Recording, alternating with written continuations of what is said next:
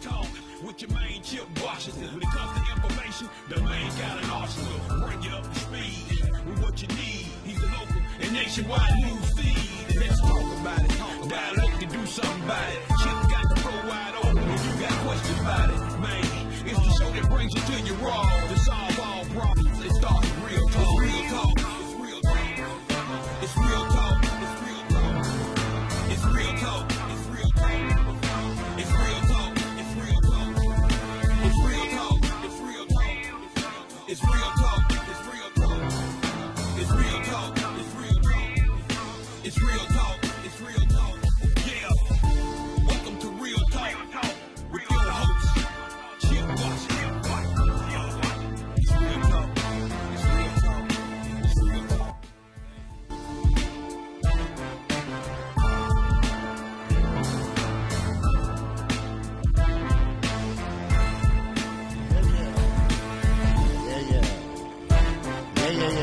Can y'all hear me? Hey, how you doing?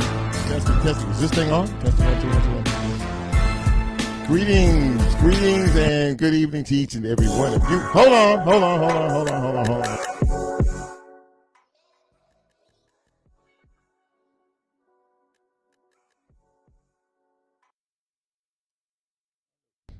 I don't know who that was, but, they were trying to interrupt my show. Hey, how's everybody doing? It's Chip.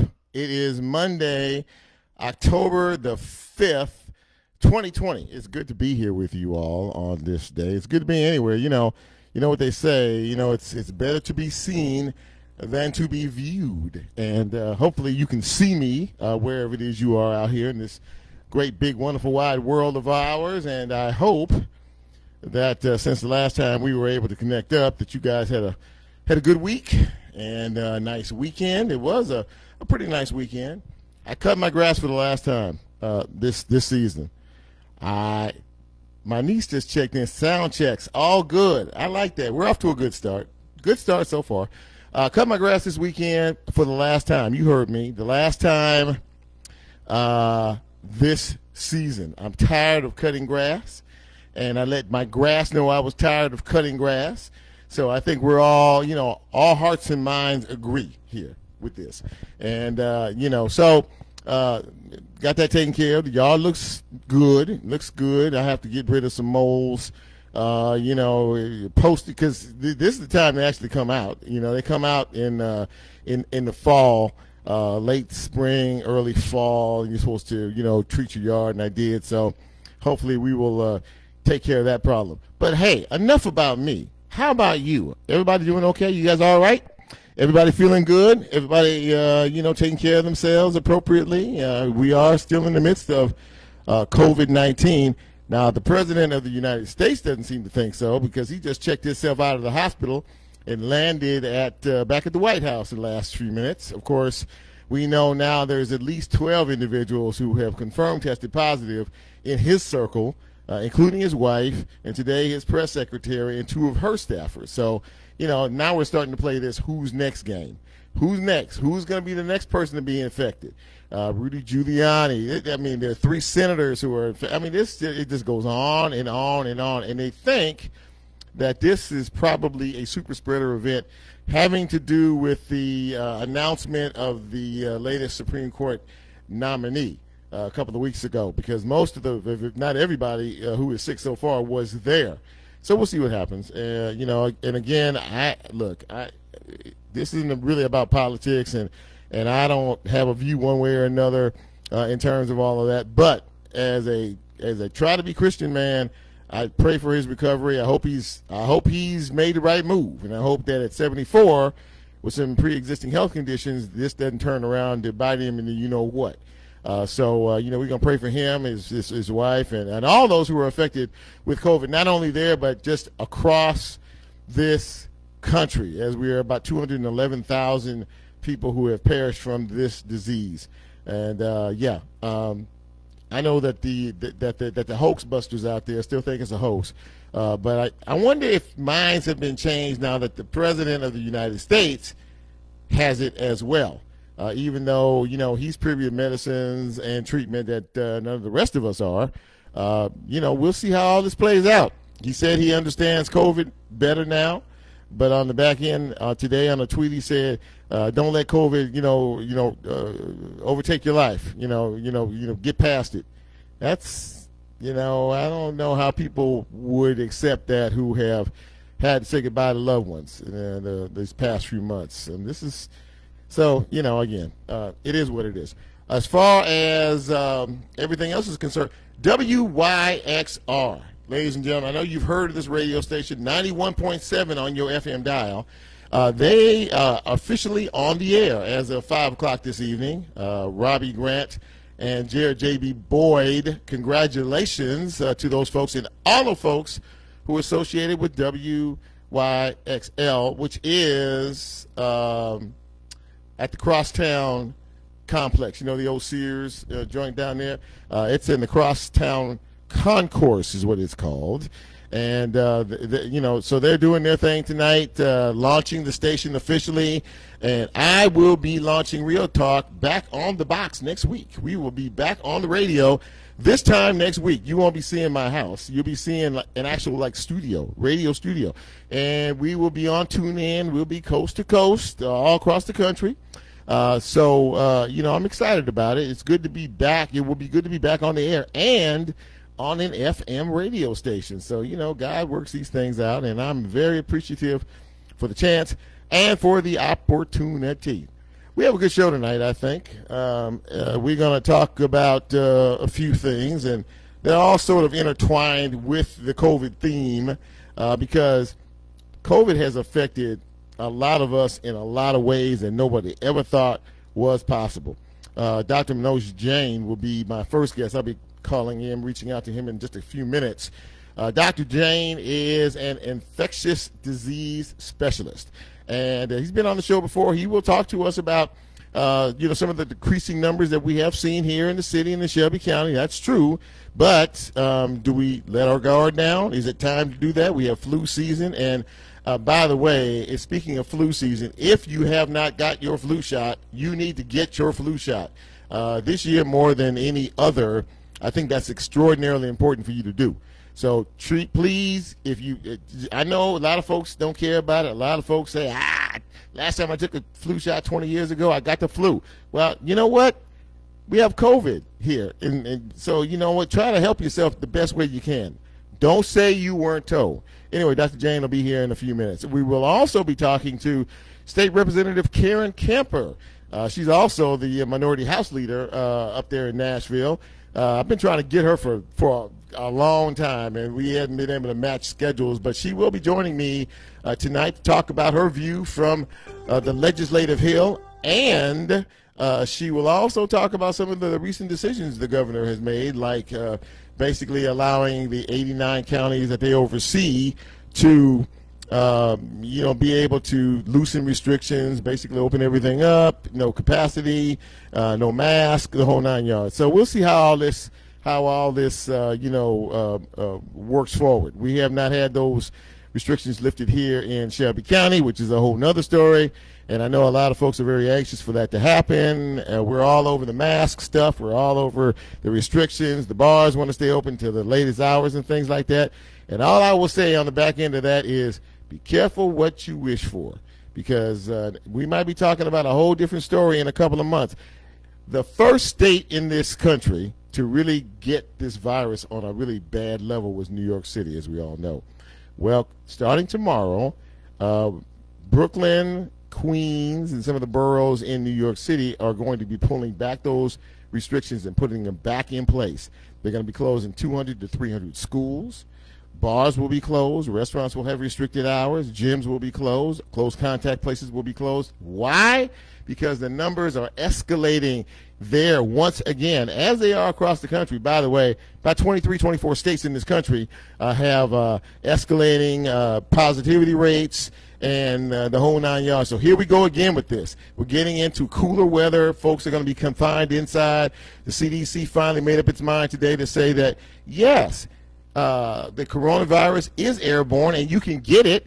Just, if somebody's within 6 feet of you and they're talking to you, yeah, it's possible to get infected, maybe even farther than 6 feet. So here we go again. So, we'll keep a real close eye on it and let you know kind of how all that unfolds. But It's a serious thing, ladies and gentlemen. And all I can say is, you know what? We all can make up our own minds. We're all grown. We all make up our own minds and make up our decisions and everything else. But be careful what you wish for, because this virus is still active. This virus is still infecting people by the thousands every day, 40,000, I think, a day.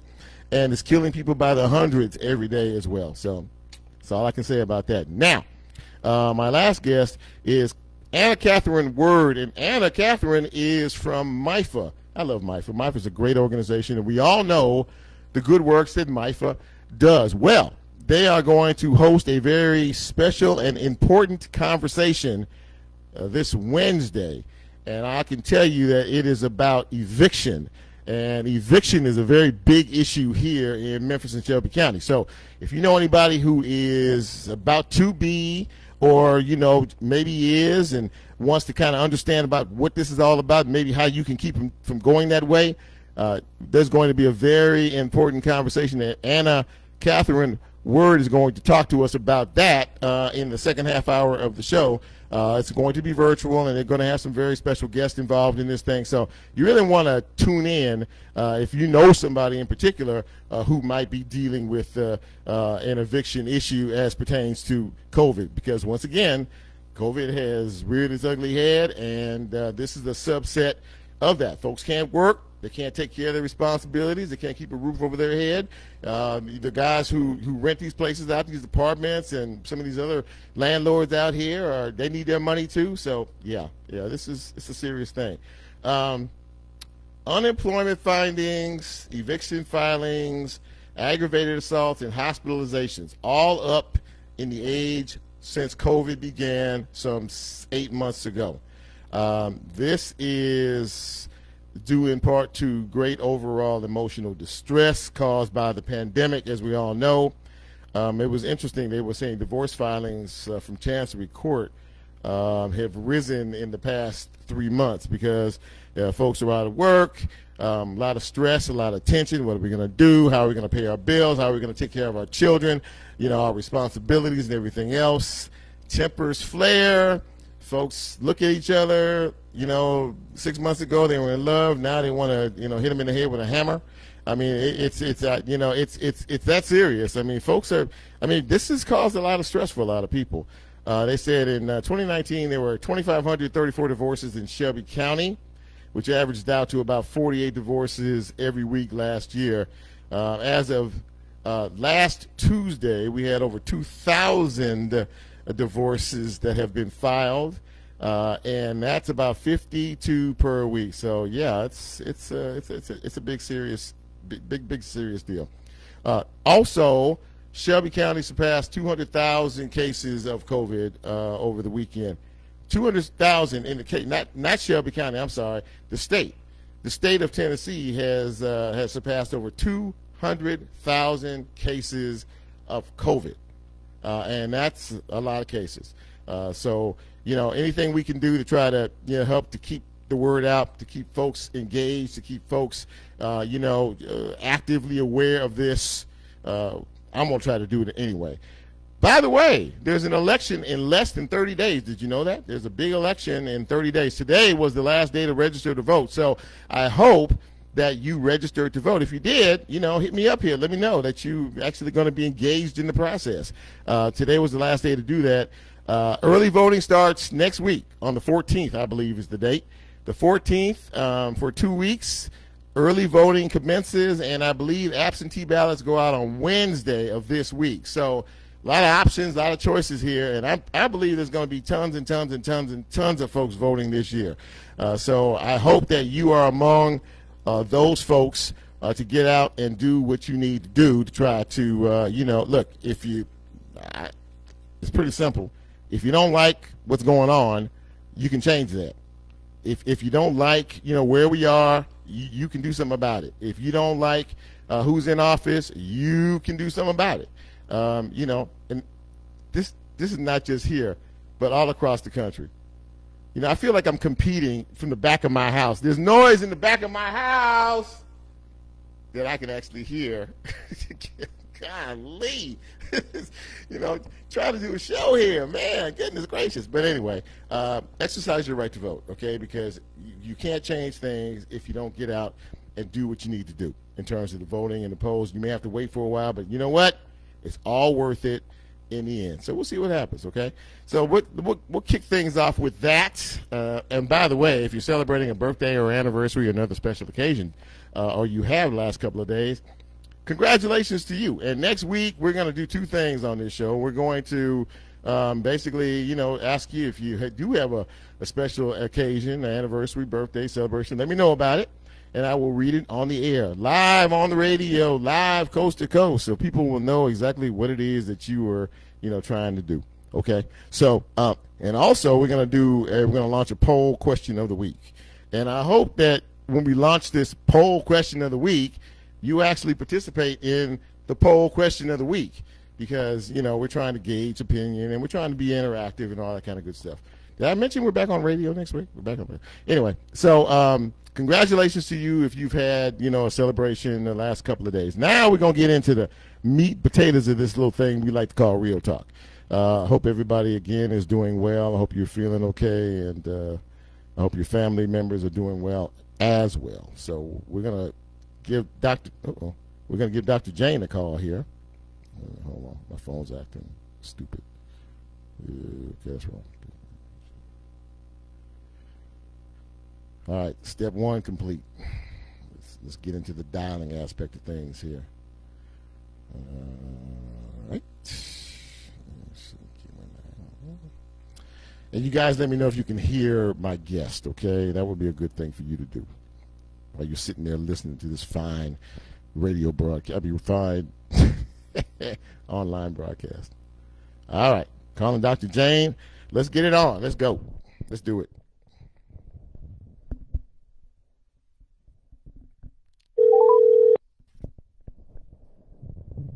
Thank you for calling the South Infectious Disease. Oh, you know what? I called the wrong number. That's on me. That's my bad. Okay, hold on. Just hang on just a second. Hang on. We're going to get there. And I actually wrote down the wrong number. Okay, that's my bad. Okay, hold on, people. Yeah, he just told me I'm waiting for the call. Thanks. Okay. Hang on, Dr. J. We're going to get you in a minute. All right, hang on. Sometimes it be like this. Let's see.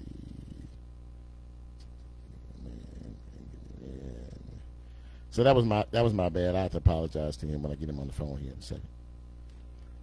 Okay, nope, that's not the number I want. I don't want that number. What's the other number? Nope.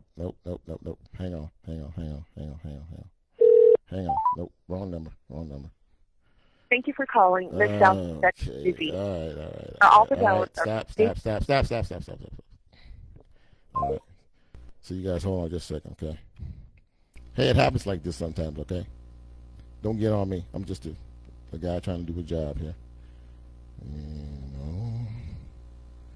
There we go. Now we're cooking with Crisco. Here we go. This is it right here. Okay. Let's use it. Let's go.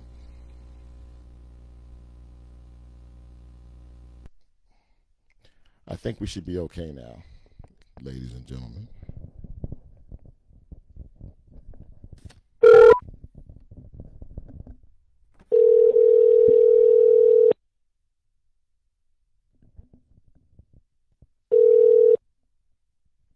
Hello, Dr. Jain. Hey, Dr. Jain, Chip Washington from Real Talk. Can you hear me okay? I can, Chip. Can you hear me? Yes, sir. You sound great. Thank you so much for taking some time out to spend a few minutes with our audience. You know, as always, I really appreciate it. My pleasure. Okay, so I think we have a few things to talk about here. First and foremost, obviously, in the world that we live in, I think the big news is that the President of the United States and several folks who've been around him lately contracted the COVID-19. He checked himself out of Walter Reed this evening, and I guess I would be remiss in asking you what you thought about all this. Sure. So I think first and foremost, we must understand that we are all vulnerable. This virus does not distinguish between Democrats or Republicans. It doesn't distinguish between whites or blacks. It doesn't distinguish people who are young or old. And, we have to take precautions. And we know what those precautions are. I'm not going to repeat them. Your audience knows that as well. But I know that the real challenge for many of us in taking precautions is that it's an effort, and it's something that they don't want to do, like be with their family and friends. But we can do some of those things by being distant, and we know that we can do more things by being masked. And then also to be thinking about testing, and I want to talk more about that later this evening. But I think it shows us our vulnerability that even the President of the United States can get sick from COVID. Yeah, absolutely that. And and as we're talking about that, let's bring it a bit closer to home. Now, I listen to you every Tuesday and Friday on our calls in the morning, and I'm always very fascinated in your take on things. So we have seen numbers decrease here in Shelby County, in terms of the infection rate. The deaths have been a little high, but we've seen things come down, things sort of level off a little bit. But this is the kind of thing, Dr. Jain, you can tell me if I'm wrong or not, that gives people a false sense of security, because we are nowhere near the end of this. What's your take on where you see things and the flu season right upon us as well? So great question. So you're absolutely right that things are getting better. So, Chip, for the past 6 months, we have been playing defense against this virus. We have been masking ourselves. We've been distancing, and we've been. The virus is just going from one area, one group, one neighborhood, one zip code to another, and we have not been able to get the numbers down until over the past couple of months, and now it's our turn to play offense against the virus. So we've got to, continue our masking. We've got to continue the distancing, but now we've got to play offense. So what does it mean to play offense against this virus? We need to find the cases where they are in the community. And that may be in individuals who maybe have mild symptoms or maybe not having symptoms but have been in contact with those who have had symptoms. And we need to encourage those individuals to come and get tested. Also, those who are children going to school. Now there are programs that can assist them in getting tested, and people who are going to work. We call that assurance testing. That whole idea of assuring that we are making our workplace and our schools safe. That's playing offense against the virus. It's going after the virus where it is, finding the individuals, and then let's test them. And if positive, let's isolate and then quarantine those who may be in contact. That way, we will make sure to keep the numbers low. So we've been very successful, and this is a credit to our city, our county, and really all the individuals who have done their sacrifice to not get the virus infect a large group of people. And we have now to go and do large-scale asymptomatic testing. So I think we are in a good position. We cannot let our guard down. Speaking with Dr. Manoj Jain, he is an infectious disease physician here in the city, well-known, highly respected. Dr. Jain, you made some very, very good points. We have seen a couple of things that I wanted to kind of pinhole, if I could. One of the things is you referenced testing, and the assurance testing for the young folks is incredibly important. But I think we've seen overall here recently that the testing numbers are down. I mean, really across the board, which is a little disconcerting. It may have something to do with the numbers, but I think folks are trying to do better.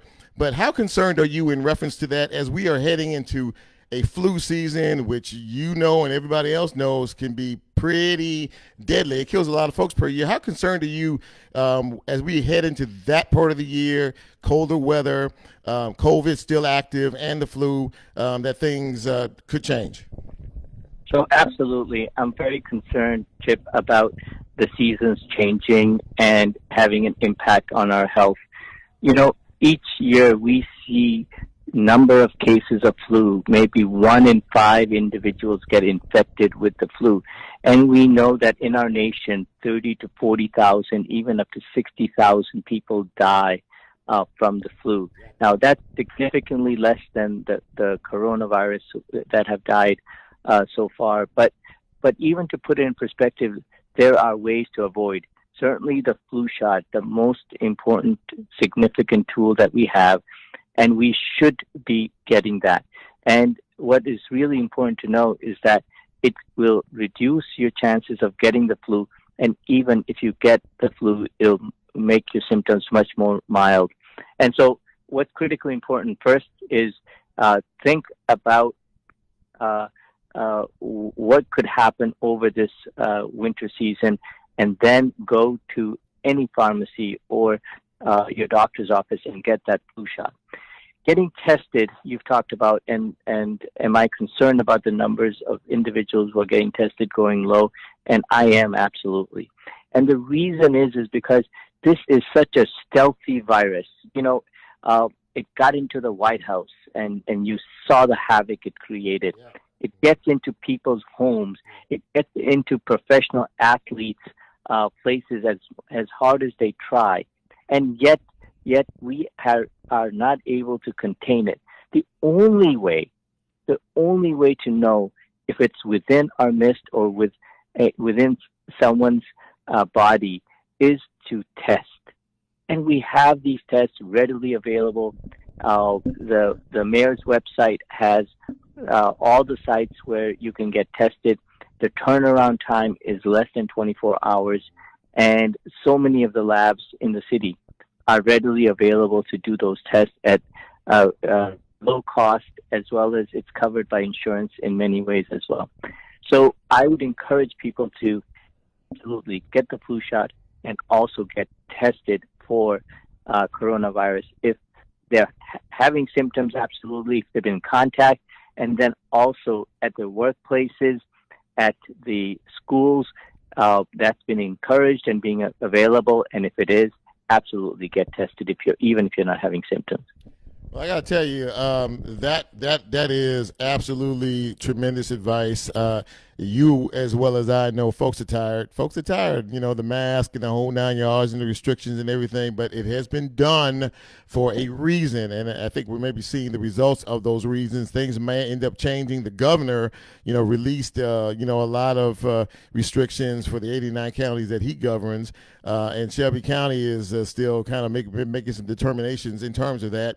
I know you have faith in the system and trust in the system, but hopefully that most of the people out here will hopefully make wise, conscious decisions, because, as you said, this is a pretty healthy virus. So absolutely. You know, what I will say is studies have shown very clearly that distancing helps and that masking helps. It reduces your chances of getting an infection nearly 5-fold. We know that mandatory masking is also effective. So our city council and county commission have been very supportive of that as well. And it's really about individual decisions in our day-to-day lives. We will get through this. There is no question about that. We want to do it as safely as possible. There is a vaccine within the horizon, and we just have to be patient for that.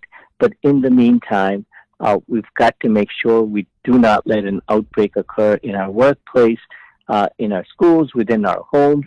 This virus will affect all of the family members, as we've seen time and time again, and we just need to be very cautious. Dr. Manoj Jain. Dr. Jain, thank you so much for taking a few minutes out of your very busy schedule to talk with our audience. I really appreciate it, and if you don't mind, I'll be calling you back down the road to see how things are going. Absolutely, Chip, and thank you so much, and a pleasure talking to you, and good evening to everyone. Be safe. and yes, be with your family, but make sure you are masking. Make sure that you are distancing, and as much as possible, keep that the virus is within our midst, and work to get tested if you have any symptoms, or if you know of anyone you've been in contact with that has had symptoms. There's plenty of testing available. Thank you so much, Dr. Jain. We'll talk soon. All right. Take care. Bye-bye. Well, you didn't hear it from me, but you did hear it from somebody who kind of knows what he's talking about. And he's right. We're getting into a time now, weather's changing, getting cooler. Folks are going to bring the outside activities inside. And, of course, when you're inside and confined, there's a greater chance for things like this to happen. So, once again, I really appreciate him for taking some time out to call. Now, I'm going to shift gears a little bit here, and we're gonna delve into politics. And I'm pretty sure that the virus is going to come up with the politics part of this thing, too. Talking to State Representative Kathryn Camper, we're going to see what she has to say about what's going on legislatively, and if she thinks the governor is making the right kind of moves. You are in the midst of Real Talk. I am Chip Washington, your host, and very happy to have you if you're there with us. I really appreciate that. Kathryn Camper, Chip Washington, Real Talk. Can you hear me? How are you? Yes. I'm doing great. How you doing? I'm doing well. God has blessed me. Absolutely. He's blessed me, too, and I really appreciate it. First of all, I want to thank you for taking time out of your schedule. We've been trying to do this for months and months and months and months. I know.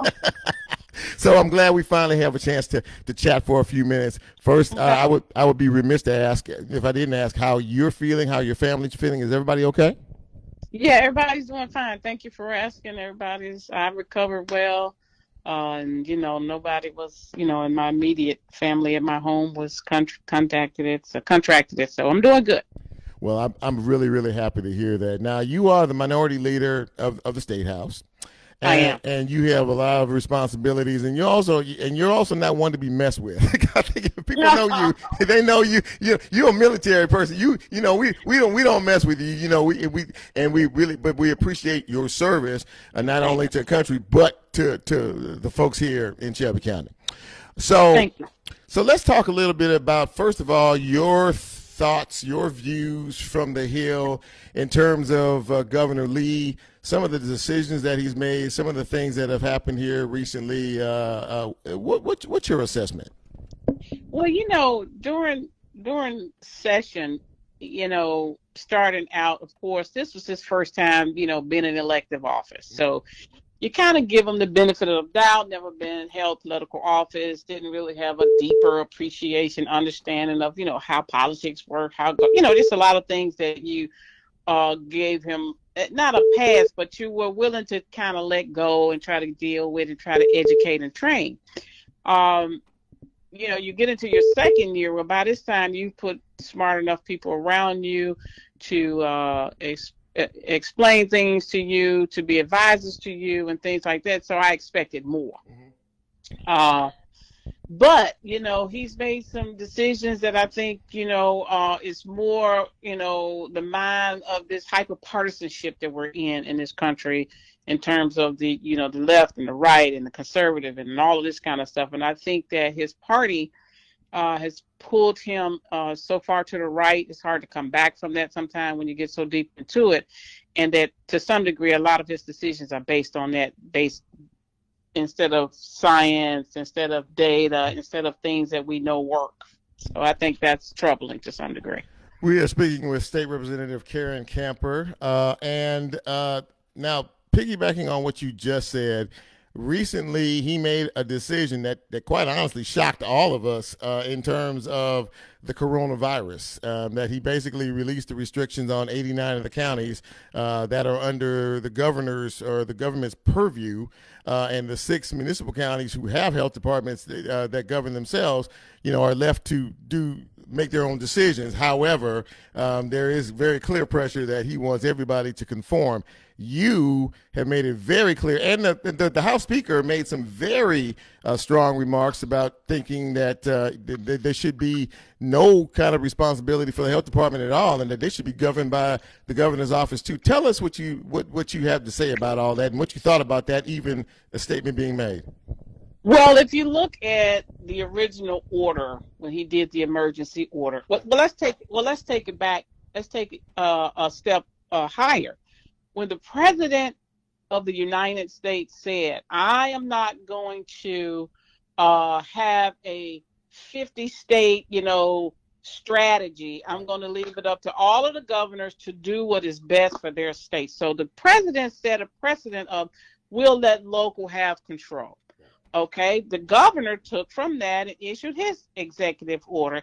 And because of the statute and how things work around public policy as it pertains to health, there's the 6 health departments have the responsibility to advise, to guide, and direct things at the local level. So in his executive order, that power was given, or, it was there by statute, but he stated it in the executive order. Right. It would be up to the local health departments. Now, fast forward to now, where at the federal level, they're on this thing, we got to get the economy back open. We got to get the economy back open. So again, this governor has bought into this same ideology. We got to get the government back open without any regard to, in my opinion now, in regard to what science is saying. And if you look across the state, out of a lot of those counties that he's, given this free reign to come back open full force, there's about 14 of them that are solidly in the red, and the numbers are going up, and probably was not the best decision. And I had a problem with the speaker, coming out and saying that, well, we'll just change the law and we'll bring those under the purview of the state, and taking away local control that they say they believe in. So at some point, you really got to be true to yourself. If you believe in local control, then allow the locals to make those decisions. And I just think that that's not where they are right now. But it's also partisan. It's also politics. State Representative Karen Camper is my guest. You are listening to Real Talk. I'm Chip Washington, your host. The last part you just said there about what it's all about, this is really about politics. And we know that the Republicans basically, they are the majority in the state house. And, so pretty much what they want, they get. And we also kind of know from past and maybe even current history that they don't really think a whole lot about what goes on down here in Memphis. And I know that you have been an advocate and have been fighting forever to get some kind of respect. I mean, and it's a serious thing. I've talked to several of your colleagues, and they've all said the exact same thing. And it's frustrating sometimes, I'm imagining. It is. It's true. I think back a couple years ago when Memphis, Shelby County was celebrating its 200th year anniversary, and we were in a position where the state had, a $1.9 billion in excess rent in surplus. Mm-hmm. So based on the Constitution, when you have a surplus, that money have to go back to the taxpayers. So I had an amendment to the budget. I had actually asked the governor to just put it in the budget, $250,000 for Memphis in its celebration of its 200th year anniversary. I remember. Yep, he didn't do it. I had an amendment. They put it in there. Everybody agreed, House and Senate. And because of our decision from a local level, decided to take down the Nathan Bedford Forrest statue in the park, they said in the testimony on the floor, we're going to pull this out as punishment to Memphis. I remember. My gosh. And so it's that kind of mindset. When you're in the super majority, a lot of times you do things just because you know that you can and not that it's right.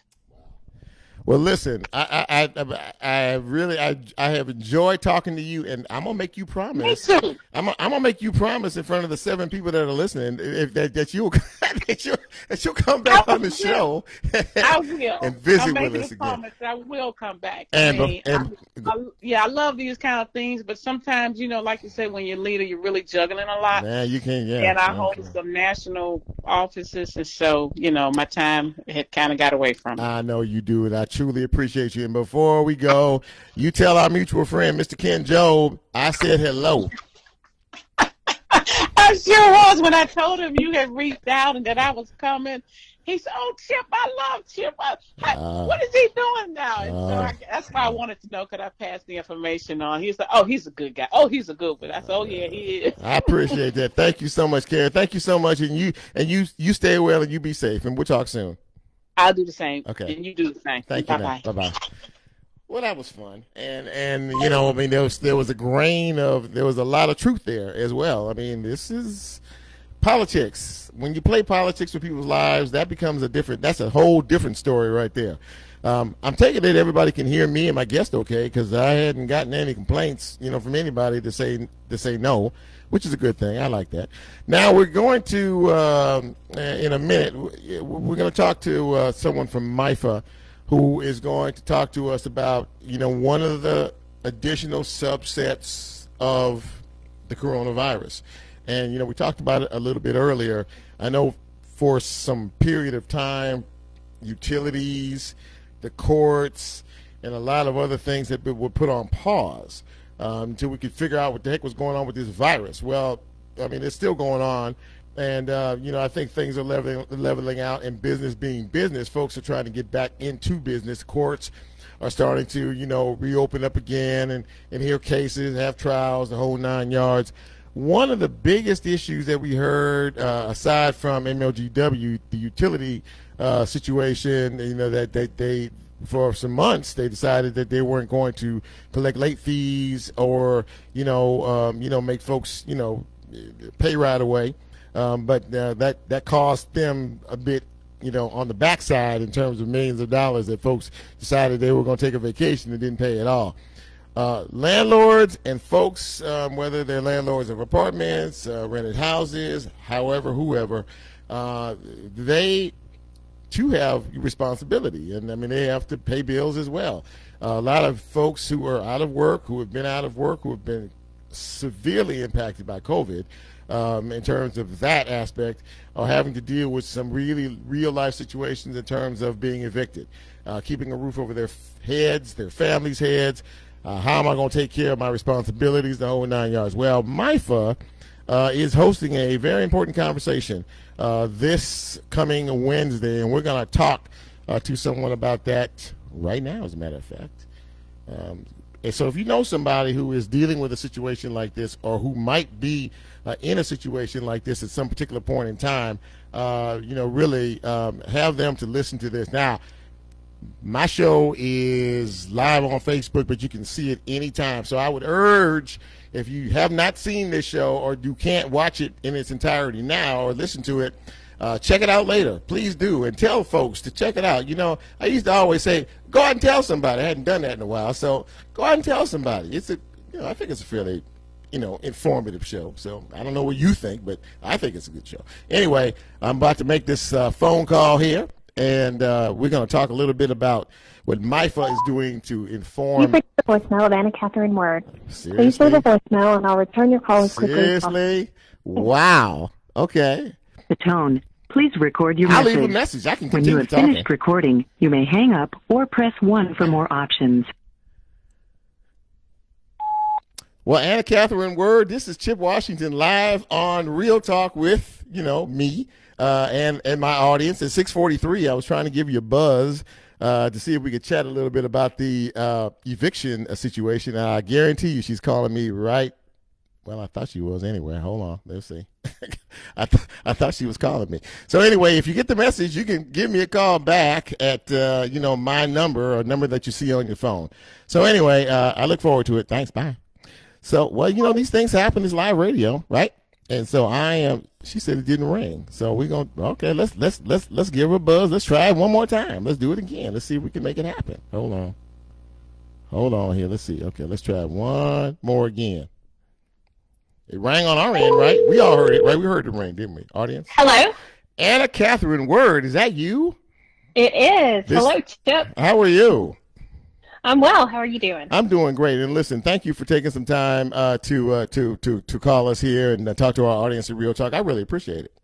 Absolutely. I'm thrilled to do it. So I love MIFA, as do a whole lot of folks, because of the good works that you all do for folks each and every day. There's not a day that goes by that somebody out here, and I'm really serious when I say it, in Memphis and the Mid-South, owes a debt of gratitude and thanks to MIFA for all of the programs that you all provide. So for those folks, I want to say thank you for all you do. Well, we couldn't do it without the many corporations and foundations and congregations and faith groups and donors and volunteers that make it possible. So thank you. So listen, you have a very important conversation. I did go to the website and I did see some of the promotion in reference to it, but I'm not going to steal the thunder. It's happening on Wednesday, but it is dealing with the very important issue of eviction. So I'm going to let you talk to our listeners about what they can expect on Wednesday, and hopefully they will tune in and listen to it. Absolutely. So thank you. This Wednesday, we are hosting our second annual Our City, Our Story event. This year, it will be a virtual event, and it's going to be at noon. You can find the registration at community.mifa.org. It's not too late to register. And it's all about eviction. And, you know, MIFA really believes that the family and community stability are rooted in stable housing. And the economic fallout of the pandemic has left so many people vulnerable to losing their homes. Right. Exactly. And in the past, even in the most desolate areas of American cities, evictions used to be rare. But today, you know, there are more and more families that are spending more than half their income on housing, and eviction has become just very ordinary. And so we are welcoming Dr. Matthew Desmond, who is the nation's foremost expert on eviction, and he is the Pulitzer Prize-winning author of the book Evicted: Poverty and Profit in the American City, to talk with us about the issues surrounding eviction and what we can do as a community to help. Speaking with Anna Kathryn Word from MIFA, and talking about eviction this evening, and you spoke of, you know, how, you know, at one point this really wasn't as big a thing as it is right now. So when folks, you know, tune in, register to tune in, what are they going to hear? What type of information are they going to get to be able to help many of those who might be in a situation, facing that situation? Yeah, well, I think the most important thing to know right now for people in that situation is that MIFA is here to help. Right now, there is a national moratorium on evictions, which means that, you know, technically people cannot be evicted through the end of the year, but that doesn't mean that the rent is not building up. That rent is still going to come due in January. And, you know, we have some significant funding from the federal government and from the CARES Act that is that will enable us to help folks pay their rent, but they have to come to us now. If they come in January, it's too late. Those funds have to be spent by December 31st. So we're really encouraging people, if you need rental assistance or utility assistance, to come talk to MIFA right now. I would imagine that in these extraordinary times that we are living in right now, your organization has really been front and center, and a lot of people have been utilizing you for various resources. If you will, let's step away from the eviction aspect of it and just talk about the general day-to-day needs of our citizens and how much they're leaning on you guys as an organization. Yeah, absolutely. So, of course, we've seen increases in our emergency services and our family services departments. That's where we help folks that need rental assistance, housing assistance, utility assistance. You know, so we've definitely seen an increase in need there. And then in our senior programs, you know, that's been affected a little bit differently. So Meals on Wheels, for example, used to run Monday through Friday, but with the pandemic, we really felt it was important to limit exposure to both our staff and those vulnerable clients that we serve, exactly, who are in that, vulnerable age range for COVID-19. Yeah. We felt that it was important to limit their exposure, so we've cut our deliveries 2 days a week. We only deliver Monday through Wednesday now, but we deliver frozen and shelf-stable meals to make up for those days that we're not delivering. So that has been a definite shift in our work. We had to ask our volunteers to step away for a while we figured things out, but now we're inviting everybody to come back now that our safety protocols are in place. Okay.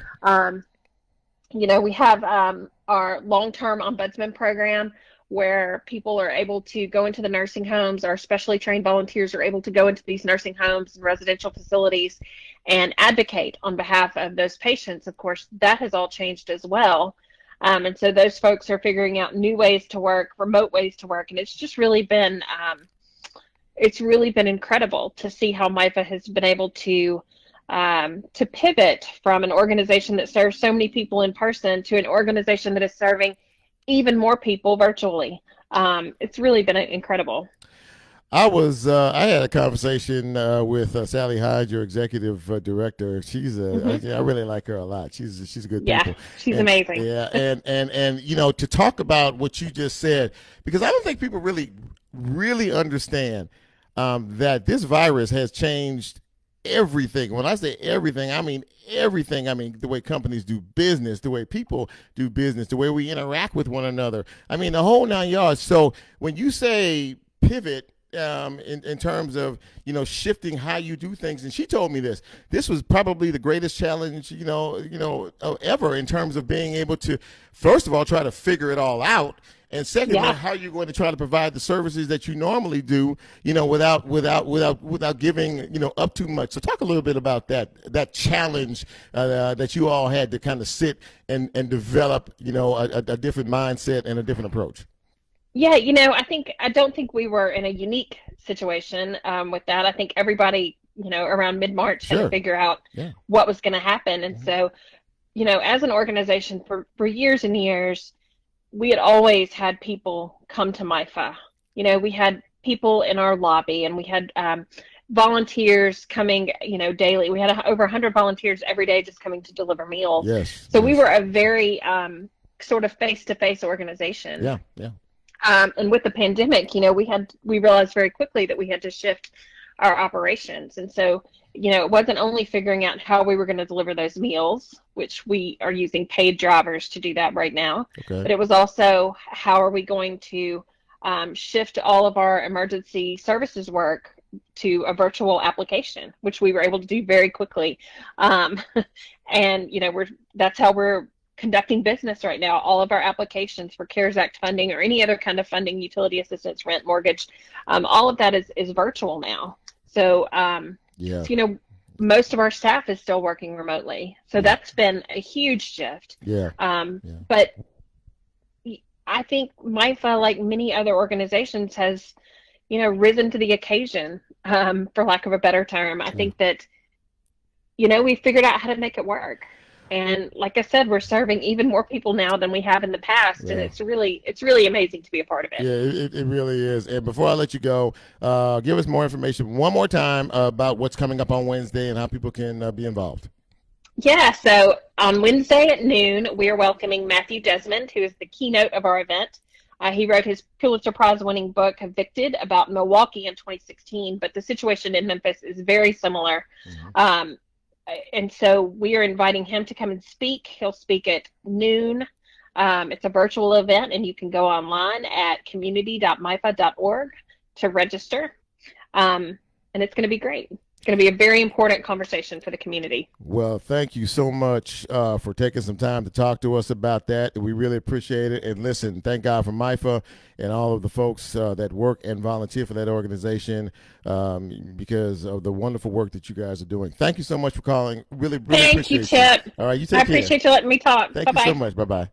All right. Well, listen, that's a great that you heard about it, right? You heard it. I mean, it's going to be a conversation that maybe many of you who might be in that position, you might need to be involved, with that. At least go to the website and get the information there. Now I'm going to do something here. Somebody called me a minute ago, and I know who it was. I'm going to see if he picks up the phone. But we're going to wrap it up this way here. Not going to say who just yet. Let's see. See if he picks up the phone.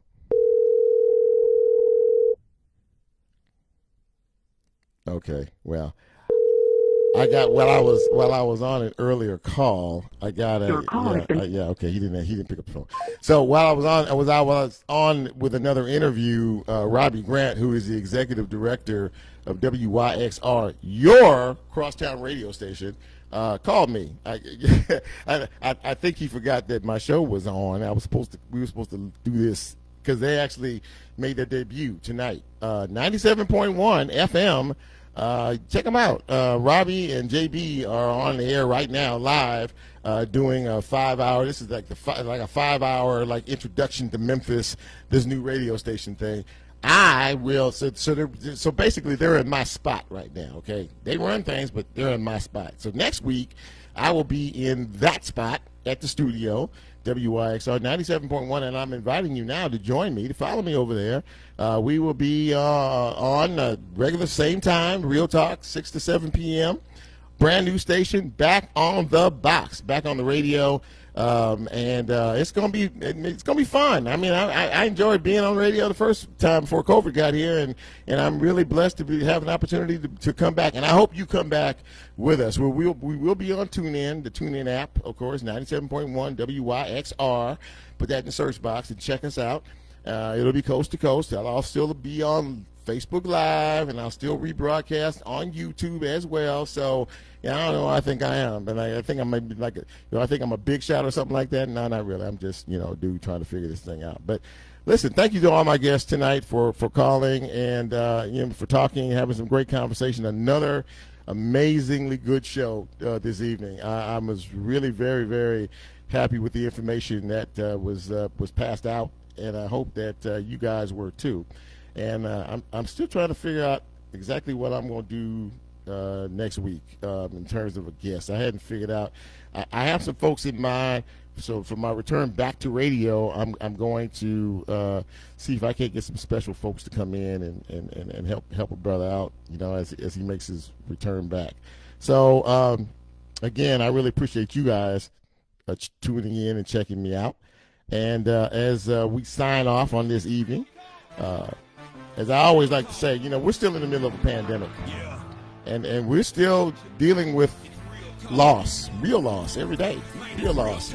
And I don't want that to be you or any member of your family. Karen caught the virus and was sick for a little bit, but it was great to hear her voice and see that she's back on the mend. Really, really great to hear her voice, and hopefully she'll be calling us back. Now, as for you, I always like to say it simply and plainly. We have to take care of each other. We have to pray for each other. We spend a lot of time tearing each other down. We need to spend more time building each other up, okay? This is not for Chip. This is just for all of us, okay? Because all of us are in this thing together, okay? I don't consider myself any different than anybody else. Pray for each other. Encourage each other. Help each other. If you see somebody falling down, help them back up. That's what we're supposed to do. Anyway, come check me out next week, man. We're back on radio, big dog. Woo, woo, woo, woo. I'm excited. So in the meantime, in between time, God bless you. Take care of yourselves. Take care of each other. And, we'll try to do it again better next week. Until then, God bless and good night.